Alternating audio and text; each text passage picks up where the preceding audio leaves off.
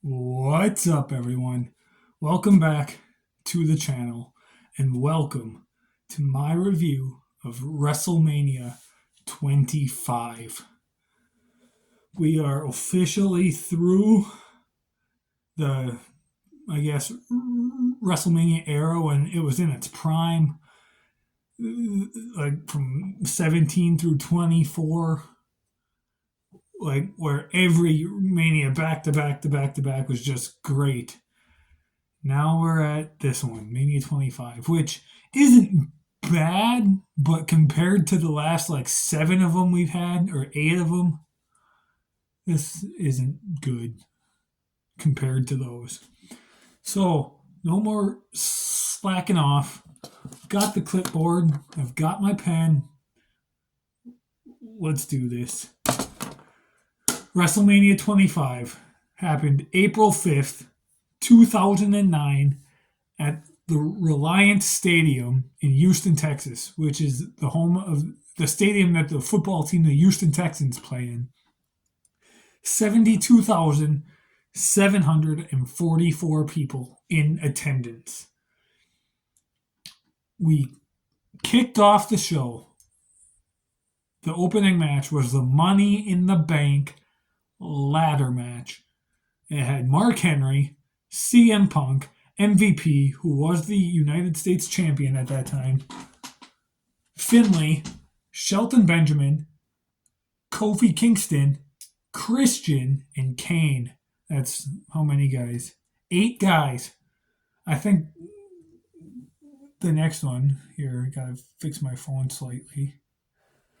I think the next one, Mania 26, which was the final one at WrestleMania, I think that one had 10 people in it, which is crazy why they had so many people in there. But anyway, getting down to it, this was a decent Money in the Bank match, actually. I thought it was pretty good. Everything that happened. Kofi Kingston, okay? You have Shelton Benjamin and Kofi Kingston both in this match. Like, oh my God. And then you have Christian, who has a history in ladder matches, so that makes that even cooler yet.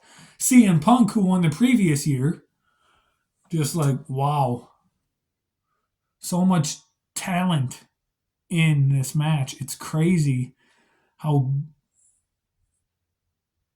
much this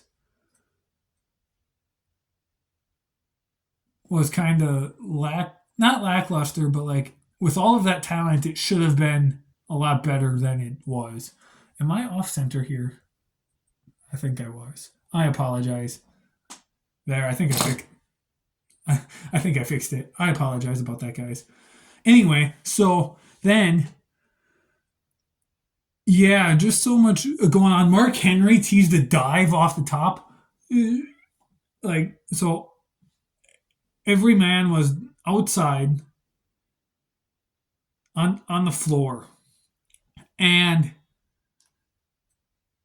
Mark Henry climbs up the ladder, or the ladder. It's been a long day, guys. It's like 1:30 in the afternoon. I just got home from work, and it's been a long day. Anyway, so Mark Henry climbed up to the top rope when everyone was on the outside. Finlay came in with his shillelagh and attacked Mark Henry, and then Mark Henry's just laying there flat. And then Hornswoggle comes in with a small step ladder. He uses that, climbs up onto Mark Henry's back, and does a tadpole splash off of Mark Henry's back onto everyone. So that was cool. I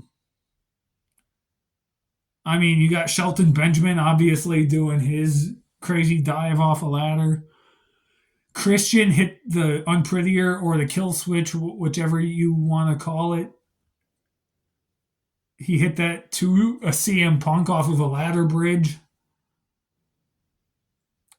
Shelton Benjamin did botch a sunset flip powerbomb to MVP. But in the end, CM Punk, for the second year in a row, picks up the victory, becomes Mr. Money in the Bank. Still to this day, the only man to win the Money in the Bank ladder match twice. I know Edge had the briefcase twice, The Miz had the briefcase twice, but CM Punk is still the only man to win the ladder match twice. I want to say only person, but Carmella technically won it twice. I like to say James Ellsworth won the first one, but anyway, CM Punk wins. I gave it 3 stars. It was an enjoyable match for what it was here and there. Some good stuff. It could have been a lot better, but it still wasn't bad. But now we have what is probably the worst match in WrestleMania history, in my opinion, the Miss WrestleMania Battle Royal. So, I was talking to 24/7 the other day about this match. I said, I don't really want to watch this match at all. And he said his response was that he has to watch Roman Reigns versus a Triple H and he doesn't want to. And I texted back saying, yeah, but that match is better than this one. And all he responded with was, maybe. And I didn't respond back, but in my head, I'm just thinking, like, bro, are you crazy? You really think Roman Reigns versus Triple H is worse than this Battle Royal? Nothing is worse than this Battle Royal. I would rather watch paint dry than watch this Battle Royal. This is terrible. Nothing against Santino. Okay, Santino Marella is phenomenal. He's on the Mount Rushmore of comedy wrestlers. But just the way they went about doing this match, it sucked. I mean, the superstars they had in there were good. Like they had Beth Phoenix, they had Michelle McCool, Mickey James. I think Tori Wilson was in there. Sunny was in there, which I don't think I should be mentioning her name, but I did. Molly Holly was in there. Like they had a decent selection of women in there. And then Santino for some stupid reason, which again, nothing against Santino. I love Santino, but I hated this Santina gimmick. And the fact that they went about doing this, having a man, I dropped my pen, having a man win a women's match is just so confusing to me. I don't get it. I gave the match, for the first time ever, and maybe the only time ever, I'm giving a match -2 stars. Like, there's nothing about this match that's good. Absolutely nothing. People, yeah, Santino is fantastic. And as I said, on the Mount Rushmore of comedy wrestlers. But this is just so bad. And honestly, I would rather watch Roman Reigns versus Triple H at WrestleMania 32 than watch this. So the fact that 24/7 said maybe in response to that, I'm like, why? Why did you say that? That match is better than this one. I'm not saying that match is good because it's not good. But this one is so bad that it makes that one better. Anyway, moving on to the 3-on-1 handicap match. Roddy Piper, Jimmy Superfly Snuka, and Ricky the Dragon Steamboat versus Chris Jericho. Ric Flair is in the corner of Piper, Snuka, and Steamboat. Now, originally, this match was supposed to be Chris Jericho versus Mickey Rourke. Because at the time, the movie The Wrestler, which is a fantastic movie, At the time, the movie was just about to be either it was just about to be released or it already was like just released. And so that was supposed to be the original match, Chris Jericho versus Mickey Rourke. But the night of the 2009 Royal Rumble, or maybe it was the next day or something, Mickey Rourke was at some award show and he called out Chris Jericho. At the time, Chris Jericho had no idea about the match. And then once that became viral, the video of Mickey Rourke calling out Jericho, that's when Vince opened up and told Jericho that he's facing Mickey Rourke at WrestleMania. But then apparently Mickey Rourke's lawyers or attorneys or whatever found out that he was doing the match and he had to drop out because I guess he was supposedly nominated for an Oscar of some sort. I don't know if it was from The Wrestler or from a different movie, but he was supposedly nominated for an Oscar. And if his lawyers, or I guess the people that run the Oscars or someone, said that if he does this match, he will be pulled out of his Oscar contention and he will not be nominated. And so he had to drop out of the match and couldn't do it. And so Vince, with his brain he's got, came up with this idea because the whole story of the movie The Wrestler is hanging on too long. This guy hanging on to what he loves, wrestling longer than he should be because he loves it. And so that's kind of where this was supposed to come in with the three legends, Roddy Piper, Snuka, and Steamboat. Again, originally it was supposed to be Roddy Piper, Jimmy Snuka, and Greg Valentine. But Chris Jericho then came in and said, like, I'm sorry, nothing against those guys, but I want work. And none of these three guys can really do much of anything. And so Chris Jericho was trying to get someone else, at least one different person that he knew he could work with. And Vince's rule to that apparently was they have to have been at WrestleMania 1 in some capacity, and they had to be in the Hall of Fame. Chris Jericho really wanted Jerry the King Lawler because at that point, Jerry the King Lawler hadn't had a WrestleMania match. And he was still wrestling a match or two or a couple a year. So Jericho was like, hey, let's do a Lawler. But that he couldn't because that didn't follow Vince's rules. And what Vince wanted was all three men had to be involved in WrestleMania 1 somehow and be in the Hall of Fame. And then so Jericho's like, well, how about Steamboat? Steamboat's going into the Hall of Fame this year. You think he would want to do it? And so they contacted Steamboat. He said yes, and so the match was changed. They pulled Greg Valentine out, put Steamboat in, and that's how we got here. So a lot of changes, but that's how this match came to be. And so within minutes, Piper and Snuka were gone. Like Snuka, Jimmy Snuka, first off, could barely walk in this match.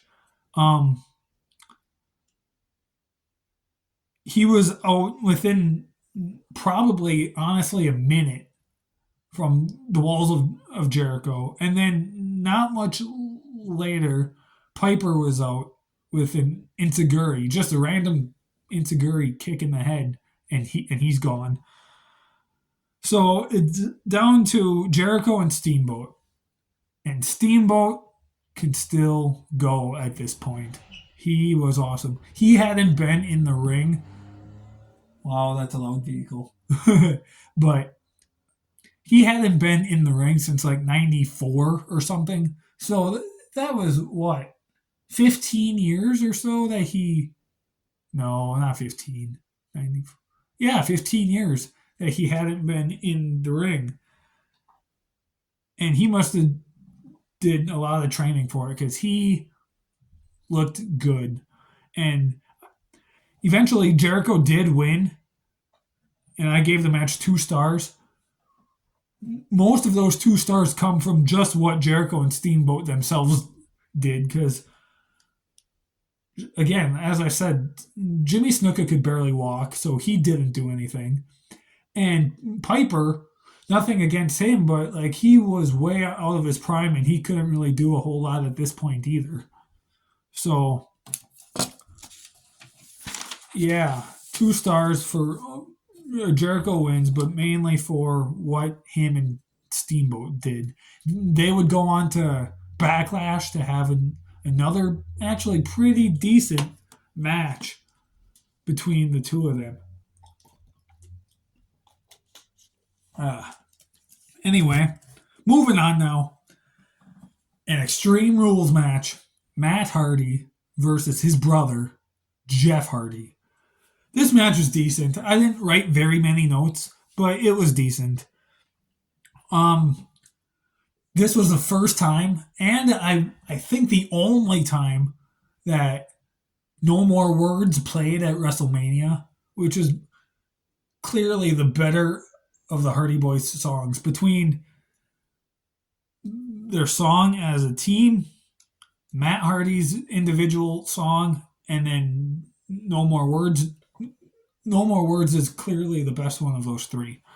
But yeah, some good stuff. A lot of different weapons. A shop vac was involved. That was cool. Trash can, kendo stick, a chair, a poster, a table, a crutch, ladders. Like, so much awesome stuff happened. Jeff went for a swanton at one point, and then he had 2 ladders set up. One short one, one tall one. He climbed up the short one, jumped over the top one. It looked like Jeff was gonna do like a leg drop or a senton or something. Matt Hardy rolls out of the way, and then he gets up. He opens up a chair, sticks Jeff Hardy's head in it, does a twist of fate in a chair, pins Jeff 1, 2, 3. Matt Hardy wins. I gave this match 3.5 stars. It was good. I liked it. As far as the brother versus brother aspect, nothing beats Bret Hart versus Owen Hart. Like, there's only been, I think, 2 brother versus brother matches at WrestleMania. Bret versus Owen, and then Matt versus Jeff. And it seems like this year, Mania 40, it's going to be Jey Uso versus Jimmy Uso, but we're not talking about that. But Bret versus Owen is better than this one. Nothing against the Hardy Boys, but this match was still good, but Bret versus Owen is the better of the 2 brother versus brother matches. After that, we had the Intercontinental title match between Rey Mysterio and JBL. Shortest match on the show. It was like 21 seconds. JBL walked in as the Intercontinental Champion. He defended the title against Mysterio. Before the bell rings, he beats up Mysterio. Bell rings. Mysterio kicks him. 619. Does his springboard splash. 1, 2, 3. Match over. 21 seconds. After the match, JBL stands up, grabs a microphone. He says, "I've got one thing to say. I quit." And he quit. And he hasn't had a match in WWE or in wrestling in general since then. So that's awesome that he is one of the few guys that actually stayed retired. There's not many people that can say they did that in pro wrestling. JBL has, and props to him for doing that. Okay, now, here we go. We talked about the worst match in WrestleMania history, so now let's do a full 360, or 180, I mean, and talk about one of the best matches in WrestleMania history. Shawn Michaels versus The Undertaker. I didn't write very many notes down on this match because I paid more attention to the match than I did the actual taking notes aspect of it. This match is so freaking good, man. Like, it's crazy. Like, I've got the DVD copy here, and, like, where is it? Right here behind this disc. I will show you guys this. I don't know how well you guys can see that, but right there, that's a great image of Undertaker hitting a leg drop on Shawn. But like, this match overall is just freaking amazing. Again, one of the best matches in Mania history. And I mean, Undertaker won obviously because it's WrestleMania, and I gave the match 5 stars because it clearly is. But I, after I finished this match, after I finished the show, I immediately went and I watched their match at WrestleMania 26 as well because I really truly wanted to see which one I felt was better. I had never watched the matches back to back like that. Okay, it wasn't back to back, but I watched both matches in the same day, and I had never done that before. I had always said that I felt like their match at WrestleMania 26 was better. I know I'm probably in the minority saying that, but I always said that just because of the stakes and what was on the line, the whole streak versus career type thing that was on the line, and just all of that. I I feel like that match at WrestleMania 26 was better, or at least I always said that. Now, after watching both matches in the same day, which I've never done before, but after doing that, I'm gonna say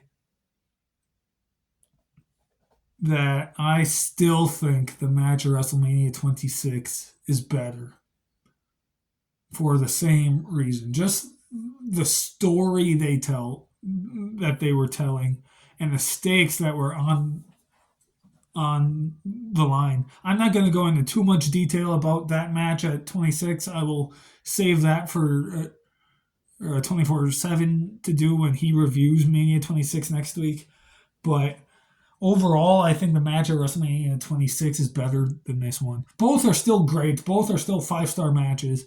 But this one, I mean, there's still some great stuff in this one. Like Shawn with a moonsault on the outside, the suicide dive on the cameraman, that leg drop spot I showed you, Undertaker attempting an elbow drop off the top. Like, there's still some phenomenal stuff in this match. But the match at 26 is better. That's that's my take on it. I think 24/7 said that he would watch this one as well, and then he'll give his thoughts on both matches too and see which one he thinks is better. I still think their 26 match is better. I know I'm in the minority, probably, but that's just my opinion. Moving on, we have 2 matches to go. We have a triple threat match for the World Heavyweight Championship. Edge is the champion, and he's defending against John Cena and The Big Show. So, coming off of Undertaker versus Shawn Michaels, okay? This is where the exhaustion kicks in, where the not so good stuff, other than the Miss WrestleMania Battle Royal, where the not so good stuff kicks in.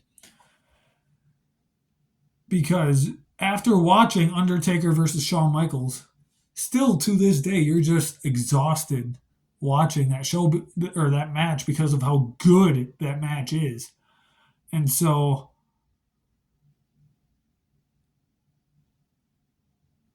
um, This wasn't it wasn't a bad match, but compared to everything else that happened before this, minus Miss WrestleMania Battle Royal, it wasn't that great. Oh, I keep hitting things. I'm sorry. So originally this was supposed to be John Cena versus Edge 1-on-1, but then Big Show had found out that he didn't have a WrestleMania match, and he was kind of disappointed. And John Cena kind of realized that, and he went and talked to Vince, and somehow he got Big Show in this match, making it a triple threat. So that's awesome. John Cena had a pretty cool entrance. Um, John Cena hit his iconic diving leg drop to Big Show on the outside of the ring, which is awesome. Um, Chavo Guerrero is out there with Vicky because at this time Edge and Vicky were married to each other. Um, so Chavo gets involved. He pulled John Cena out of the ring, and then John Cena gave Chavo an AA on the floor. Um, Edge accidentally speared Vicky Guerrero off of the apron. Big Show was there tied up into the ropes. John Cena is standing there in front of Vicky. Edge goes for a spear and he hits Vicky. Vicky falls off the apron onto Chavo. So Chavo basically takes the bump here. Um, and then there's another moment where Big Show is outside the ring, standing in front of the barricade. Edge drags the stairs all the way across the floor. He goes all the way back, gets a head start. He runs. He runs, steps up onto the stairs, dives off, hits Big Show, and they go right through the barricade. So that was a cool moment. And then at one point, Edge has Big Show in a sleeper hold in the corner. John Cena comes, picks up both men for the attitude adjustment. That's, I think it was like 750 pounds or something close to that, somewhere around there. Edge then slides off. John Cena AA's Big Show. And then Edge comes around. Cena picks up Edge. He AA's Edge on top of Big Show. Edge rolls off. Cena pins Big Show. 1, 2, 3. John Cena is your winner and the new World Heavyweight Champion. Overall, I gave the match 2.5 stars. It was good, not great. Some very exciting stuff like Cena picking up both men at the same time, or Big Show going through the apron. But other than that, or going through the barricade, I mean, not the apron. But other than that, though, there wasn't a whole lot to it. So, yeah, 2.5 stars. But now, time for the main event. Triple H versus Randy Orton for the WWE title. And the stipulation was that if Triple H got disqualified, he would lose the WWE title. Man, this match just isn't good. I mean, it's not horrible. You want to see horrible, watch the Miss WrestleMania Battle Royal. That's horrible. So, this match isn't horrible, but it's not good either. This is Randy Orton's first main event. And I was kind of thinking about this too, just randomly. This was Randy Orton's first main event. He was 29 years old at this time. And that when that popped into my head that he was that age, I'm like, how many men, of all of the men who main evented WrestleMania, how many of them main evented under the age of 30? I don't know why I thought that, but for some reason that was just a thought that popped into my head while watching this. when I realized that Orton was only 29 in this match.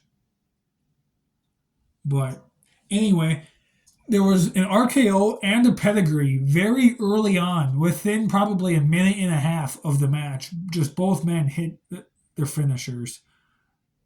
Overall, the match was just like pretty slow though.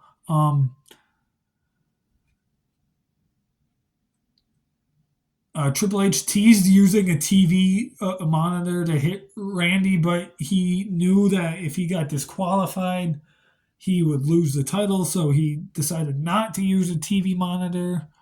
Um, there was a spike DDT from the commentary table to the floor. Then there's a ref bump. Okay, Randy Orton grabs a sledgehammer. Triple H then, as Orton comes in, Triple H punts Randy Orton in the head. Orton drops the sledgehammer. Triple H picks it up, hits Orton in the head with it, and then hides it while the referee is down. And then while Orton is down, Triple H just sits there and hits him with a bunch of punches. I didn't count, but it was quite a lot.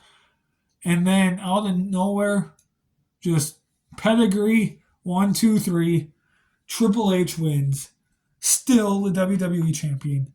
I gave the match 2 stars. Like, it's... Again, it's not horrible, but compared to the rest of the show, it's not great either. And part of me, I remember thinking back in the day, like, part of me said this match was bad because of match placement, because clearly Undertaker and Shawn Michaels should have been the main event. But because you're so exhausted after that match, that's why this one was so bad. And for years, that's why I said this match was so bad. But then I went back and I watched, about 2 years ago, I went back and I watched just this match alone. I didn't watch the whole show, just this match alone after not watching Taker and Shawn. And then I realized, like, okay, maybe I was wrong in saying that. Maybe this match just isn't that good at all. And it turns out it's not. But yeah, guys, that was my review of WrestleMania 25. Not a great show, not a horrible show either, just kind of right down the middle. Horrible show, though, is in 2 weeks. I get WrestleMania 27. So that one's going to be something. But next week, you guys get a review of WrestleMania 26 with 24/7. And he gets to watch Bret Hart versus Vince McMahon. And I am so happy that he gets to watch that. I don't know why, but I'm looking forward to seeing his review and what he's got to say about that. Don't know why, but for some reason I am. But yeah, also, this is probably my last video that I'm posting before Christmas. So I hope all of you guys have a great, very Merry Christmas. Have a great holiday. Stay safe, stay healthy, have fun, all of that stuff, and just enjoy this holiday season. All right? Thanks for watching, guys. See you next time.